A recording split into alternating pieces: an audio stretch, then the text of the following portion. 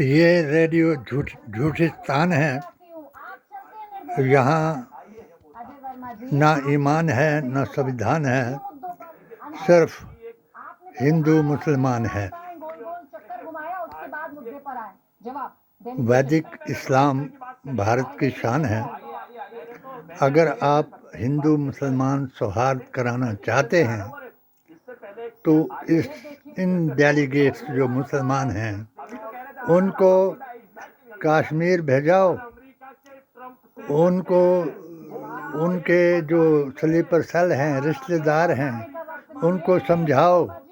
कि हम एक एक को बाहर निकालेंगे, उनके नाम बताएंगे और भारत को आतंकवाद मुक्त बना करके भारतीय संविधान, कुरान और नबी की जुबान से जो संविधान बना उसका पालन कराएंगे। ऐसे नहीं होता ना, आप सारी बात कहेंगे और जवाब है नहीं, पहले मन में रख लें, तैयारी कर लें डेलीगेशन पर क्या बोलना है ना, ऐसे नहीं। आप एक महिला होकर के मुझे आपको देखते और आपको लिखते एक जमाना गुजर गया जब मैंने एक इंटरव्यू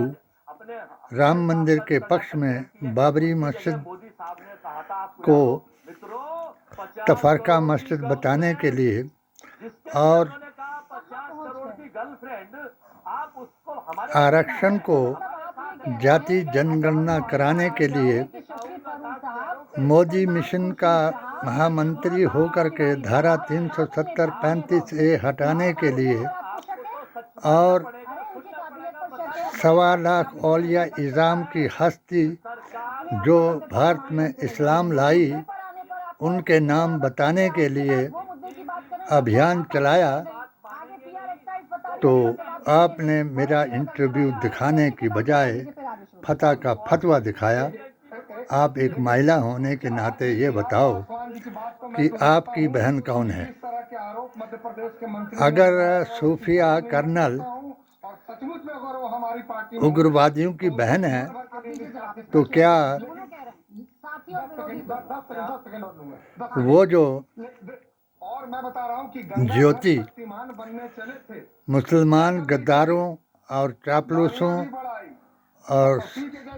CID और जासूसों की यार है, वो किसकी बहन है? सिर्फ एक ही सवाल पूछता ये खाकसार है, ये जब तक जिंदा है आपसे सवाल पूछता जाएगा, मगर मुझे पक्का यकीन है कि आप ये झूठिस्तान का अड्डा चला रही है और हर बात में नेहरू गांधी खानदान और मुसलमान को नीचा दिखाने के लिए ये हर रोज बहस करा रही हैं। आपका मुद्दा अगर भ्रष्टाचार को और भ्रष्टाचार उन्मूलन, नशा निवारण और सर्वधर्म सौहार्द का जो अभियान मैंने अन्ना हजारे जी से सीख करके 2006 से चलाया, मगर मुझे अफसोस है कि आपने हिंदू मुसलमान करने की बजाय मेरा एक भी इंटरव्यू, पोस्ट अपने इस TV चैनल पर नहीं दिखाया। आपने उसके बदले मेरे 16 फतवे भारतीय संविधान, कुरान और नबी की जुबान से, मोदी जी के कानूनों के तलाक से लेकर के धर्म परिवर्तन, वंदे मातरम, भारत माता की जय पर लिखे, मगर आपने उनको दिखाने की बजाय फतह के फतवे दिखाए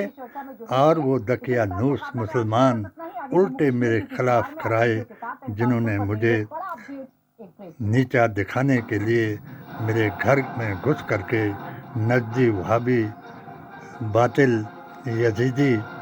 और सुल्ला कुल्ली से मेरे पूरे परिवार को मेरा दुश्मन बनाया और मेरे दुश्मनों को आपने जड़ से खत्म असर पहले दिन से अपना अध्यक्ष, मुस्लिम तंजीमों का अध्यक्ष और मेरी पटिशन 20011/2019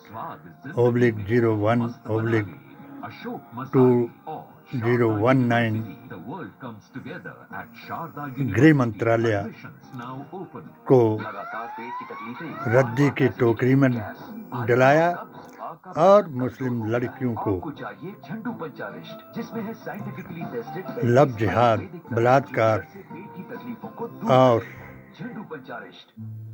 हर माँ की एक ही है झूठा प्यार दिखा करके जिन्होंने जलीलो ख्वार कराया, आपके गृह मंत्री ने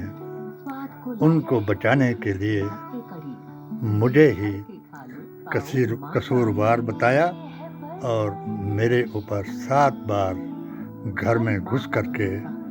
इन्हीं गद्दारों से बेवफा, गुस्ताखे रसूल, बेअसूल, लब जिहादी और गोरसेवादियों से मुझ पर हमला कराया। मैंने अपने भाई को गवाया, मैंने अपनी आँखों को गवाया, मगर इन्होंने फिर भी वही अफवाहें फैलाने, मुझे नीचा दिखाने की रस्म जारी रखी और मैंने भी जब तक जिंदा हूँ तब तक यही अभियान अब राष्ट्रीय उपाध्यक्ष संयुक्त आइसक्रीम खाना छोड़ दिया। मैंने सोचा कि अपने आप चली जाएगी, पर ये बढ़ती चली गई। तब मेरे डेंटिस्ट ने समझाया कि दांतों के ऊपरी संयुक्त क्रांतिकारी सेना के रूप में जारी रखी। हम करबला के मैदान की याद दिलाएंगे, 1.25 लाख औलिया इज़ाम के करिश्मों को दिखाएंगे और भारतीय संविधान, कुरान और नबी की जुबान पर कुर्बान हो जाएंगे, मगर ना देश से गद्दारी करेंगे और ना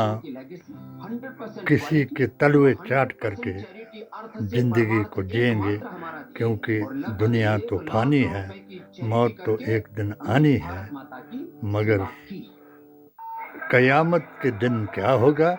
यही डॉक्टर शेख की कहानी है। जय बापू, जय भीम, जय संविधान। अब विकास की रोशनी में जगमगा रहा है।